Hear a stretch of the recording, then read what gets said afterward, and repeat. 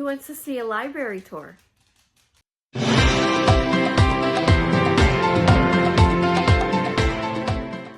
Hello friends, welcome back to my channel, or welcome to my channel if you've never been here before. My name is Lauren and this is Lauren's Life Evolution. I post videos of whatever I feel like posting about at the moment in time. There isn't really one general topic, it's just all mismatched the past, I think, 13 years. That's kind of crazy. So if you want to come join along on my life adventure, feel free to subscribe, but there's definitely no obligation. Today, while I currently don't have any kids in the house, I wanted to do a library / bookshelf tour and hopefully try and get it done before the storms roll in. We are having a tornado watch today, and we just had a couple EF2 tornadoes roll through the other day, which is kind of crazy for where we live because we don't really get that many tornadoes. But so yeah, that's that. So if you want to stay, come along and follow me and we'll go through the library. Okay, so first things first, these are the kids' bookshelves. They have specific bookshelves just for them, so their books are separated from my books.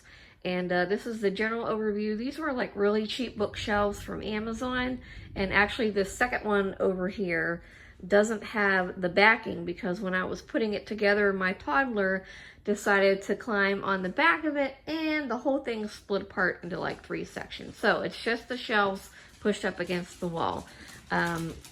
But here's an overview of the top. This is one of my eldest kids' new acquisitions here, Marley and Me. I like to decorate the top with different characters. There's, of course, the Cat in the Hat. There's a bookworm. There's the good egg, and if you turn it around, there's the bad seed. And I usually like to put like a seasonal book on the end there. But how I have their books organized is this shelf is generally seasonal or holiday books. Right now I have the summer ones on the end, so they're easy for them to get to. These are all general or miscellaneous books. These are books that could be in a series. So there's like, the Dr. Seuss books. There's, How the Mouse, or If You Give a Mouse a Cookie. There's the, Good Egg, Bad Seed. Hi, Charlie. Books. Pete the Cat. Different series like that. And also, right in the corner there is the board books for the younger one. Don't mind Charlie. Charlie's going to help, and Harper is pretty bored too, so there might be in the video. This shelf is our Christian bookshelf, so we definitely have their devotionals and their Bibles, their Dear Kids books, their Bible story books, and other devotionals, 5-minute Bible stories, all that kind of thing. This one is their learning to read shelf. So they have some phonics, alphabet books, which I got from Buy Nothing group, and it wasn't complete when I got it. Excuse me, Charlie. Charlie, nobody wants to see you, bum bum. But it works just the same. So they go through like step 1 reading, step 2, step 3, then the small chapter books. My eldest likes Junie B. Jones and the Magic Tree House, and then there's some other random chapter books and going through that there. And then the bottom is like, I kind of say like my learning books. So there's science and weather and history and space and different things like that. Here's our Tuttle Twins books. And then over here I had grabbed a Roald Dahl collection of all his books. Printed before they started reprinting them with the woke stuff and eliminating things and all that kind of stuff. So that's the kids' bookshelf. Moving over here, this is the desk area. I have these shelves over here. They mainly hold my planner items. This box up here, this is a box of books. I'm going to be starting a neighborhood Little Free Library. These are books I have set aside for that. And also some of the kids have their own little piggy banks or savings banks, so I keep them on the shelf too. This is the desk. And then here's some of our bookshelves. And over here, hiding in the corner, since our new house has mainly wooden floors, the dogs, especially Harper, she's 10, she has a harder time with the wood floors, so I got a dog bed for the corner, because if I'm sitting and reading, she likes to be in the room with me, so I wanted her to have something soft to sleep on. The wind's starting to get crazy out there, the storm's rolling in. Here is a brand new cart that I just got. I haven't loaded it yet. We just got it with one of the gift cards we got for our, not open house, housewarming party. Let me go over here real quick. This is my reading chair, and on it is the Afghan that my grandmother crocheted for us as a wedding gift. And you can see Harper sitting on instead of the hard floor, the mat, when she could be on the bed over there. Silly doggy. But yes, that's my reading chair, and the kids know, do not go on mommy's reading chair. And then, of course, the main part of the library, these are my library shelves. Of course, these are the infamous IKEA Billy bookcases. I have 1, 2, 3 of the skinny ones and 4 of the regular size ones, and they all have the toppers on top. So there's 7 shelves on each bookshelf. And then what I can do is I can go through each shelf briefly and show you what I have.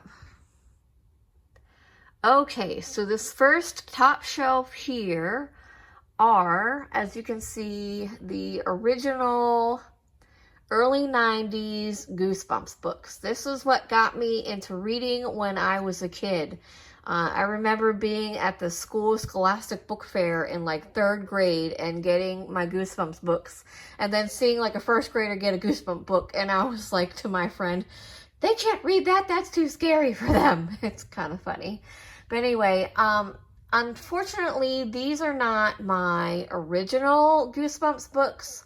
I was dating a person at one time that we were planning on getting married, and so we started to combine all of our books together, and one of which was my Goosebumps books collection. And long story short, it did not work out, and I never got my Goosebumps books back. So I painstakingly tried to get them all back one by one. A lot of these are in really good condition. Some of them are actually very yellowed, but these aren't my original, but they're still nostalgic, and they will stay here. I will never get rid of these because this is what got me into my reading journey when I was a kid. All right, let me step down off this stool. Try and do it safely. All right, so the next 2 shelves are like my horror, thriller, mystery books. I can just, kind of sort of pan through. Some of them are newer, some of them are not so new. Of course, I have the Thomas Harris collection of The Silence of the Lambs and Hannibal and all of that kind of stuff. I do have a little bit of a Stephen King collection. This is my absolute favorite Stephen King novel, The Green Mile. The book is better than the movie. Of course, at what point is the book not ever better than the movie, right? This is like the 50th anniversary edition of Carrie from the UK. It's really pretty. I really like that edition. Of course, there's Pet Sematary. I have a signed copy of Escaping from Houdini. I would like to get the rest of the books in this series. There's only 4. Moving down here, of course, we have the Housemaid trilogy, The Silent Patient, and The Maidens by Alex Michaelides. A couple others, Lovely Bones, Thomas Tryon. This is actually my mom's book or copy of Harvest Home, and I actually did this book and read this book and did a book report of this book in middle school. And of course, there are some spicy scenes in there, I guess, And the teacher knew that, so my parents got called. And they were like, did you know your kid was reading this book? And, you know, my parents knew my taste and they knew I was very mature for my age. And they're like, yeah, okay. But of course I didn't mention any of that in my book report. I just, you know, mentioned the main plot. But it was kind of funny that that happened. Of course I have this series. I got the first book for $1 at a library book sale. And then I got the rest of these for really, really cheap at, not Bargain Books. My brain is not working. I was working all night. Right. Okay, and then my next two bookshelves are basically fairy tale retellings. I love myself a good fairy tale retelling. Of course, we have the original Grimm's fairy tales here and Aesop's Fables and Hans Christian Andersen. And then we go into the different retellings here, you know, Red Riding Hood. Here's a whole series. Here's a short story series of retellings. Jennifer Donnelly retellings. Never Christina Henry retellings. You know, there's the Golden or Goldspun. You know, different. I haven't started on these yet. I'm really excited to get to those. And of course, you know, Gregory Maguire when he was popular back then. So these are the different ones. This is a special edition of Tasting Red, which is, I think, kind of like a spicy version of Red Riding Hood. And then this is a special edition of After the Forest, which is a retelling of Hansel and Gretel. All right, I gotta bend down now. We're getting low. This is my Christian fiction section. As you can see, it mainly consists of the Left Behind series. I am actually right in the middle of it right now. I'm listening to it on audiobook. I had started it when I was a teenager, but then never got into it. And then I discovered that basically the entire series is free on Audible. So I've been listening to it. What are we barking at? All right, sorry, the neighbor across the street came home, so the dogs were going crazy. But anyway, but this is the Left Behind series. I also have a couple other words. Here's, of course, a little bit of the Screw Tape. C.S. Lewis, Redeeming Love by Francine Rivers. This is that book my church did, a women's group. We read it together and talked about it and how it coincides with the book in the Bible, and this is what got me back into reading as an adult. Harper, that's enough. Okay, so yeah, that's what got me back into reading as an adult, at least consistently. So, excuse me, loudmouth. Excuse me. Excuse me, sir. Excuse me. Thank you. All right, and then the bottom down here is Christian nonfiction. So I have a couple of Dr. Michael Brown books. He actually personally signed one for me, which is really nice. The Ruthless Elimination of Hurry. A lot of these are from different devotionals and studies that we've done at our church. Here's the Case for Life. Some devotionals going through with C.S. Lewis. Then Sings My Soul is like basically history and background of a lot of hymns and other things there. So, and of course, you know, The Purpose Driven Life. Remember when that was popular way back when? Yeah. All right, let me get back up. Ugh. And then we'll go to the top of this shelf. This up here is like my middle grade stuff that I read that was popular in like middle school. And of course, front and center is my absolute favorite, Where the Red Fern Grows. You know, there's also Tuck Everlasting in there, Mr. Popper's Penguins, The Black Stallion, Hatchet. Does everybody remember reading all these when we were in school? So that's there. Charlotte's Web, Sign of the Beaver, you know, all those. Falling Up by Shel Silverstein. Yeah.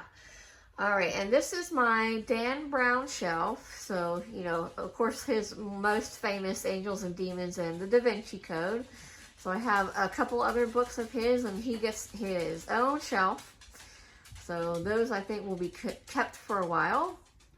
This is kind of like my vampire shelf. So of course I have the OG Dracula by Bram Stoker, and then I have, you know, special editions of other vampire-ish books with their pages on the outside. So this is, you know, A Dowry of Blood. This is, Court of the Vampire Queen. Mess up all my books. This is, The Scarlet Veil. And then, Cruel Illusions. So, this is my vampire-esque shelf. Now, this shelf is very special. This is a YA fantasy series written by one of my great friends from college. She's writing a trilogy. These are her first two. She's in the middle of writing her third one right now. But they get their own special shelf because they are very dear to me, because she's a really special friend. She's one of my friends that helped get me through a hard/dark time in my life when I was in college. So she gets her own display shelf for her own.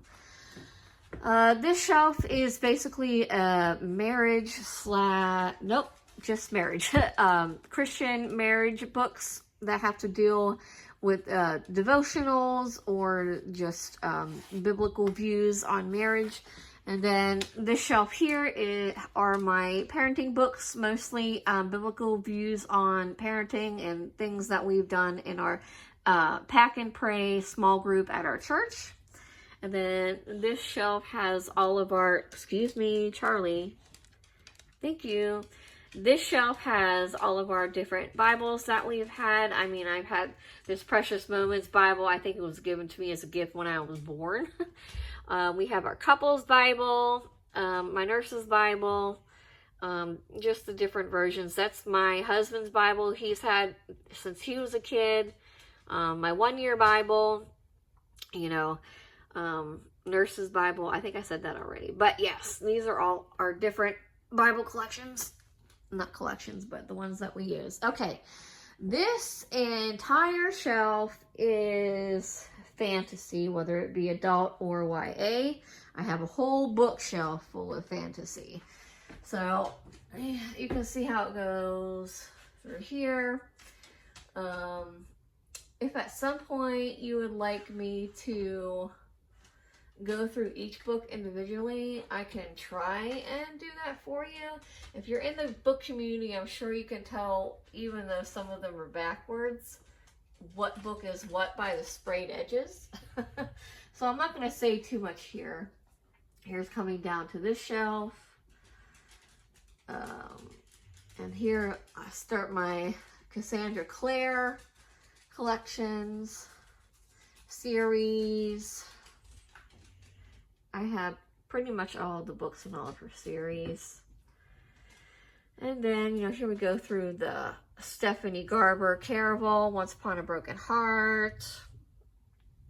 And then down here, One Dark Window, Twisted Crown. And I have Adeline Grace's Belladonna and Foxglove. I have the regular first edition versions and also the Barnes & Noble exclusive versions.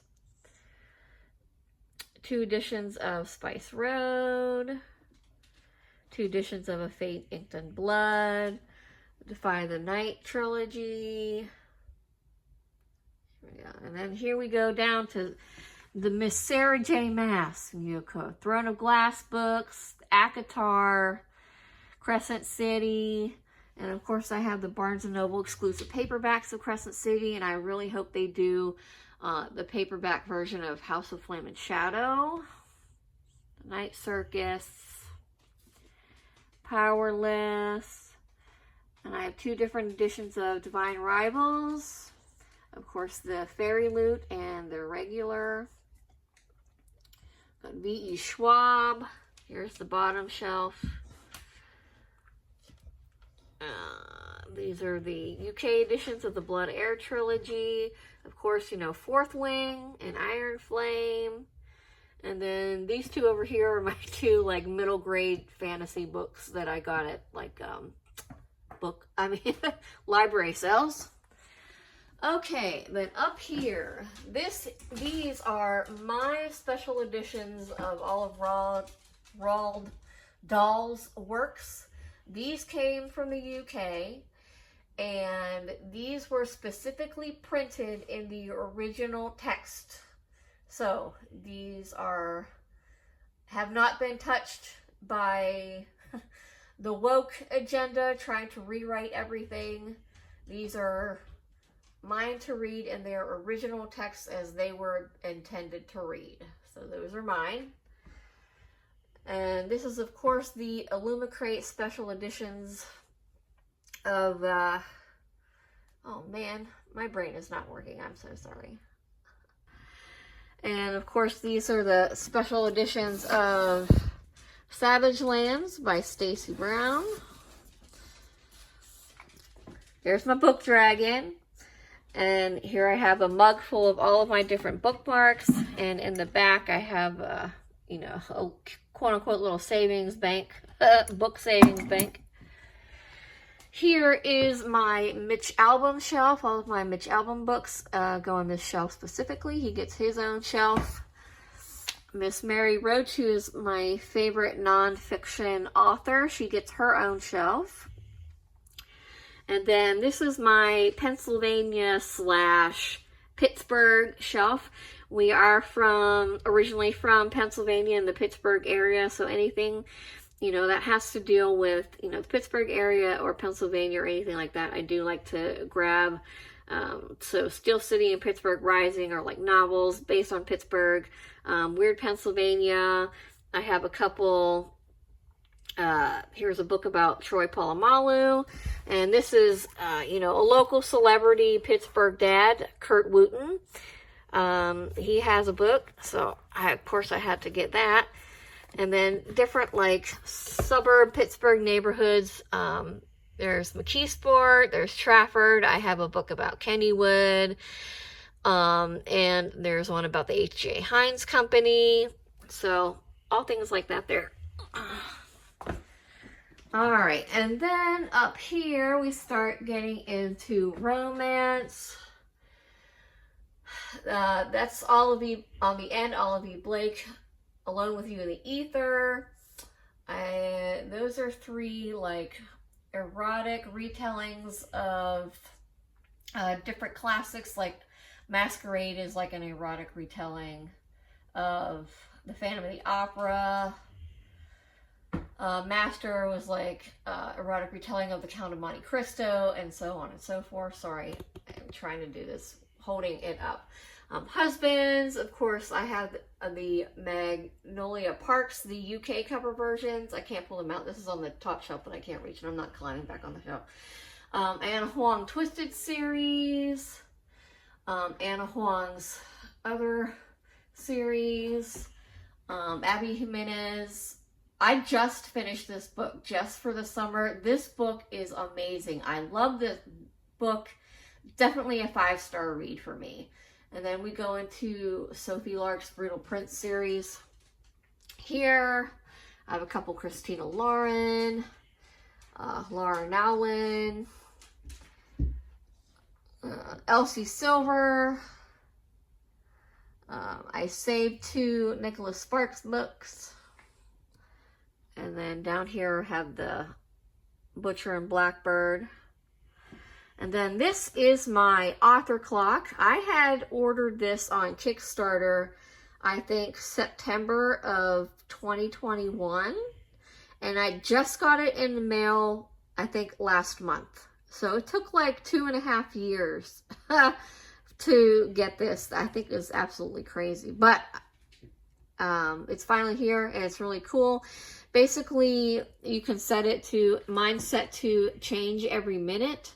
So every minute will have a quote from a book that would have the time in it, as you can see. Here's my dystopian section. Of course, I have the Shatter Me series.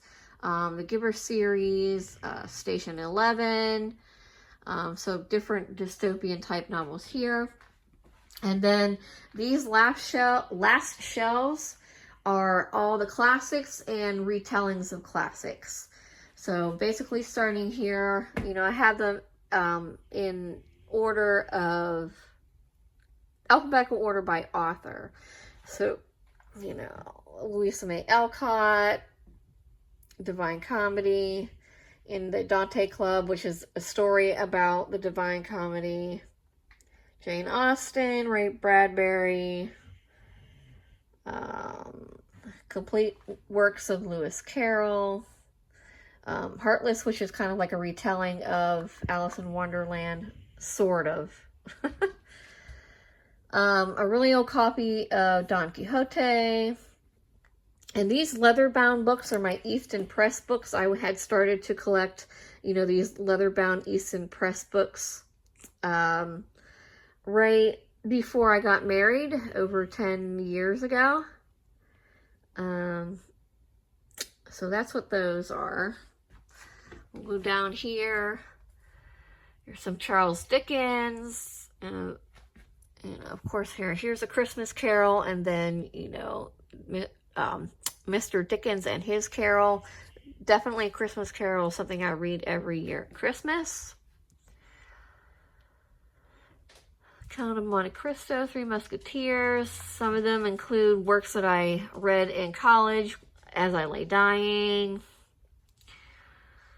Princess Bride, Les Mis. Down here is, you know, of course, Portrait of Artist as a Young Man, Jungle Book, Beowulf, and other retellings of Beowulf, To Kill a Mockingbird, Phantom of the Opera and retellings of Phantom of the Opera, Babbitt, Gone with the Wind, and sequels, so to speak, of Gone with the Wind. George Orwell's 1984 and the retelling Julia of George Orwell's 1984. And then down here on the bottom shelf, of course, we have Edgar Allan Poe, Ivanhoe. You can't have a library without William Shakespeare. You know. And last in the corner, Cat on a Hot Tin Roof. Alright, next. This shelf up here is basically like my decluttering / minimalism shelf. I have been trying to minimalize a lot of my life within the past couple of years. Obviously, that does not include books, and it semi-includes handbags. So that's that shelf. This is my books about animals shelf. So a lot of these have to do with stories about cats, stories about dogs. I started Remarkably Bright Creatures. I'm at the beginning of that. So far, it's really cute. Of course, you have, you know, Moby Dick, the most famous one. Here is my OG Greek story shelf. So, of course, the Iliad and the Odyssey and the Aeneid. Different versions of those in translations. Here is the Greek mythology retelling shelf. So, of course, we have, you know, Electra, Ariadne, Circe, which is very popular. This is lore. Whoop. So, and then these are my other folklore retelling shelves. So, well, there's American folklore, you know, Paul Bunyan, which includes that. And then these two are like Egyptian folklore retellings. This is like an Indian folklore retelling. And then these are Chinese, Japanese, Asian folklore retellings here. And then down here, of course, I have the entire collection of The Wizard of Oz by L. Frank Baum. I actually started reading the first one. And, of course, there's The Wizard of Oz retellings by Gregory Maguire. Remember when that was popular. So I have the whole Wicked series. And then this shelf is just random things, and you can tell my toddler got into it. But some of these are my husband's books, you know, cars of the 70s, collectible cars. And then, you know, some funny books that we've gotten each other for like birthdays and Mother's Day and Father's Day. I got him a, you know, children's, Charlie, excuse me, version of Back to the Future because that's one of his favorite movies. This is kind of nostalgic for us. And Then You Die of Dysentery. And then here's some books that he got me for Mother's Day. My Mom is the Best. We like Bluey here. There are Moms Way Worse Than You. And then, of course, for Father's Day, I got him the Father's Day versions of those, but I haven't put them on the shelf yet. All right, last bookcase. This up here is my Tom Hanks shrine. Tom Hanks is my favorite actor of all time. So I have books here that he has written, books about him, and also books that have his picture on the front. So this is my Tom Hanks shelf. This shelf is my general or literary fiction shelf. So, you know, here, you know, A Man Called Ove, The Kite Runner, Girl with the Dragon Tattoo, Complete Stories of Flannery O'Connor. This is my special edition of Where the Crawdads Sing. And then this is my TBR jar. There's a lot of books in there. When I did my KonMari of my books a couple years ago, I actually got rid of 241 books that I had read. So, this shelf is my books about books, basically. So, things that have to do with libraries or books around storybooks or anything like that. So, Bookish People, The Echo of Old Books. That was a really cute story. I really liked that. It was more like a love story. Here we go. The Library Borrowed Hearts, The Lonely Hearts Book Club, you know, The Book Jumper, Midnight Library. I have two versions of that, the US version and the UK cover version. Here I have the special edition of Mike Lawrence's The Book That Wouldn't Burn and The Book That Broke the World.